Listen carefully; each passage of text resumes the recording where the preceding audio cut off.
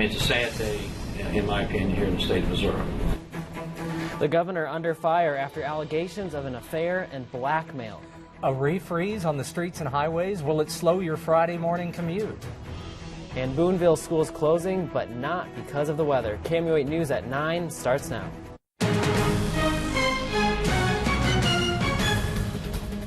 We begin with breaking news out of Pulaski County, where 2 people are dead and 2 wounded in a shooting. Good evening, everyone. I'm Jim Reek. And I'm Jacob Caviani. Thanks for joining us. Now, this afternoon, a passerby found a car shot full of bullet holes with the 4 victims inside. The Pulaski County Sheriff's Department says the car was found on the 2200 block of Houston Road, which is just a few hundred yards from I-44, about 25 miles from Rolla.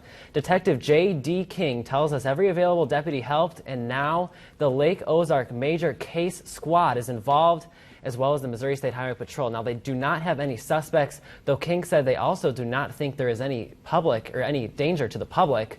And one of the injured people is in critical condition. The other person's condition is not known. And our other big story tonight is obviously the weather, this winter weather out in a hurry here in mid-Missouri. We have seen cold winds, sleet, and flurries. Let's send it over to Kenton for a check of the forecast. All right, thank you very much, guys. Yeah, we've seen it all. Rain, the sleet, the freezing rain, and then now some snow, of course, as well. A little bit of snow accumulating for some of us in mid-Missouri. But if you were tuning in with us yesterday, the forecast panned out really well, folks. We, again, started off with that rain here in our morning hours. Then that cold front rolls through around noon. A little less moisture behind it, of course, as expected, but then some sleet and some slush forming on some roadways and really making that road wet here for a lot of us here this evening. But for the most part, us in mid-Missouri, we're not looking at much. Maybe, again, a few light flurries passing by, but for the most part, we're just seeing some clouds overhead, and we're feeling these cold temperatures. 17 degrees in Columbia, 19 in Jefferson City. You want to look at the wind chills? This is what we're feeling like.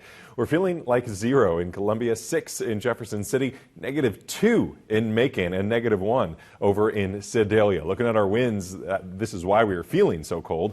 They're still pretty breezy, gusting. They're actually sustained around 22 miles an hour, gusting more than that, gusting around 30 miles per hour. And that will continue for most of our overnight hours before they slowly die down a bit more tomorrow. So let's look at what you need to watch for. So again, that sleet and flurries that we saw earlier help to wet our roads once again, unfortunately. Now our road temperatures, luckily, for the most part, are still just right around freezing. So they're getting around 33, 32 degrees. So some are already going to start to want to freeze over as those ground temperatures slowly go below freezing overnight tonight. So it is taking a while. So there is some time for the roads to hopefully dry out and hopefully get treated so they dry out even faster. But we're waiting for wet and untreated roads to possibly freeze over again, creating that black ice. And remember, any ice that forms tonight will not melt overnight unless it's treated. So that means it could impact your morning commute out there as well. Now, as we head into this weekend, we're keeping these cold temperatures, and we're also going to see another chance for some snow. I'm tracking that in my full forecast coming up later. Stick around.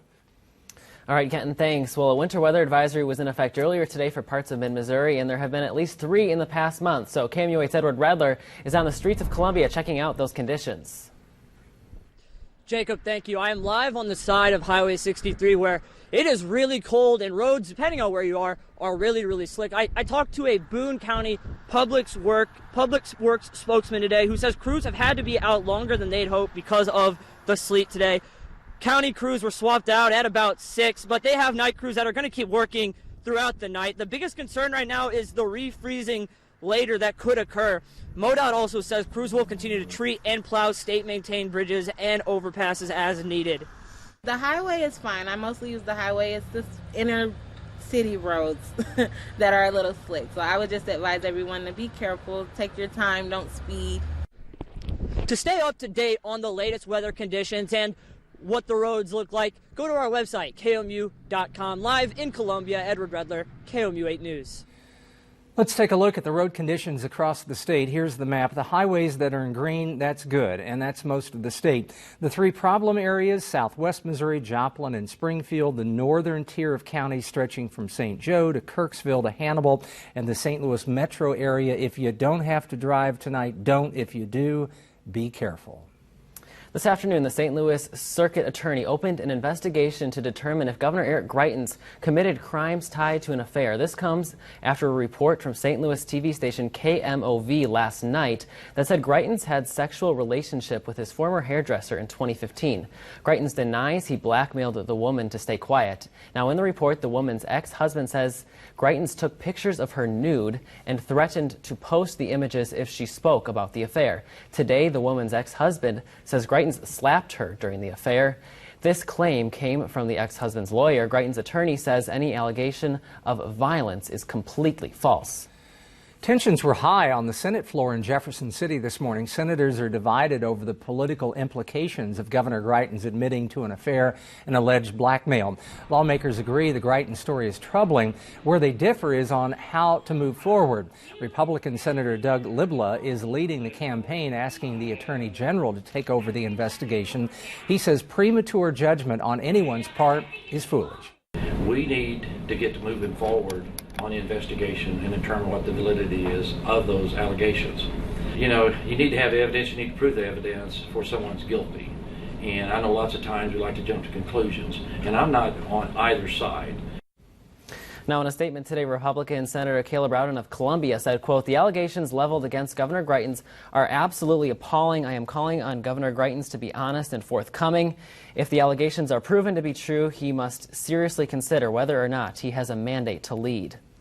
Meanwhile, Democratic Senator Jamila Nasheed is calling for the governor to step down. She tweeted, quote, "I'm calling on Governor Greitens to resign immediately and give Missouri the opportunity to restore some dignity to the governor's office." And in an email to Greitens supporters today, the governor's lawyer says the story is a political attack. He says, quote, "The reporting was being driven by a, quote, source who is the former Democrat state party chairman and who apparently has not spoken to the person in question. This goes a long way to explaining what is going on. This is a political hit piece." So what do our Mid-Missouri viewers say about the Greitens affair? In today's talk, we get a sampling, and we begin with Donna. Donna says, "This was over 3 years ago. People, none of us can judge him. Only God can." Mark says, "If there's evidence of blackmail, he should resign or be removed. That's the only illegal thing mentioned." And in response to lawmakers suggesting a wait-and-see approach to what's next, Marin says, "Why wait and see? He admitted it." You can read articles about the story and lawmaker reaction at our website, KOMU.com. Last night, we told you about the mother of Anthony Warren's children, Passion Hambright, filing a lawsuit against Waffle House and the man who killed Anthony Warren. The suit makes these 3 claims: without being provoked or being in self-defense, that the gun was fired in Warren's direction, that it was negligently shot directly at Warren, and that the gun went off without knowing where the gun was pointed. KOMU News also spoke with Waffle House headquarters earlier today, and in an emailed statement, Waffle House says, quote, "Our sympathy goes out to the family and friends of those involved at this very difficult time. We are investigating the matter and are fully cooperating with local authorities in their efforts to determine the facts of what occurred." Coming up, another government shutdown. Democrats and Republicans feeling pressure to reach a budget.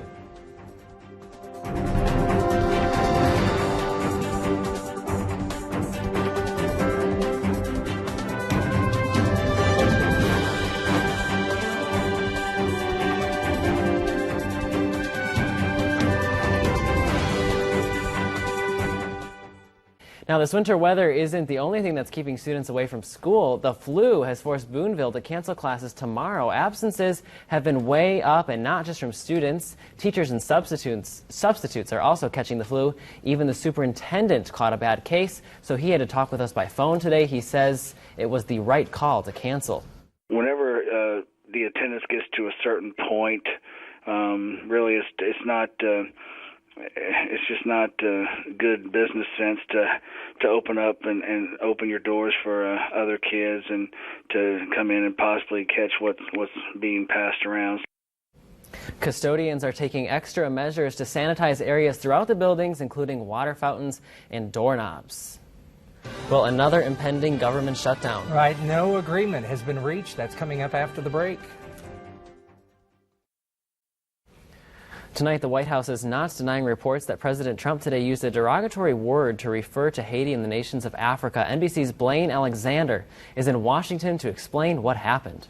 improving the availability of life-saving. The president making headlines today for a remark he reportedly made during an immigration discussion with lawmakers. One Democratic source tells NBC News the president used a demeaning expletive to refer to Haiti and African countries, saying he would rather see more immigrants from nations like Norway. This capping a day when lawmakers inched closer to legislation to fix DACA, the law protecting thousands of undocumented immigrants brought to the U.S. as children. A group of senators today pushing the first bipartisan fix. The White House response, skeptical. That a deal has not been reached, and we've outlined what a deal would need to look like on our end for it to happen. President Trump making clear he will not approve any measure without funding for the border wall. The nays are 164. Elsewhere on Capitol Hill, the House today easily passing a measure to renew FISA, the federal surveillance program used to target suspected terrorists and foreign criminals. The bill is passed. But before that vote, a behind-the-scenes scramble after the president called FISA controversial, suggesting it was used to spy on his campaign. The confusion forcing a quick cleanup. Chief of Staff Kelly dispatched to the Hill to save legislation the White House supported. Soon, another presidential tweet, this time praising FISA. NBC's Blaine Alexander reporting there. And while it is a group of senators working toward that DACA deal, it's in the White House where the measure will likely face its toughest path. Today, Russian President Vladimir Putin spoke on a wide range of topics during a meeting with Russian journalists, including accusations Russia interfered with the 2016 election. Putin denied all allegations of Russian meddling. He also called Kim Jong-un an educated and mature politician and blamed Washington for the deepening tensions between Russia and the U.S. Mizzou women take the road against Vanderbilt. We've got highlights next in sports. Coming up on KOMU 8 News at 10 o'clock. Columbia police are still on the search for a suspect who shot a woman early this morning. We'll have more on that woman's condition. That's tonight at 10. Kenton.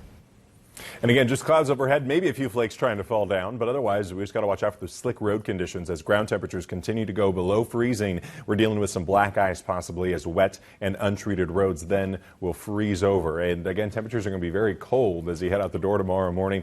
Talking about temperatures around 10 degrees, feeling like about -4, and then 24 as we head into the afternoon.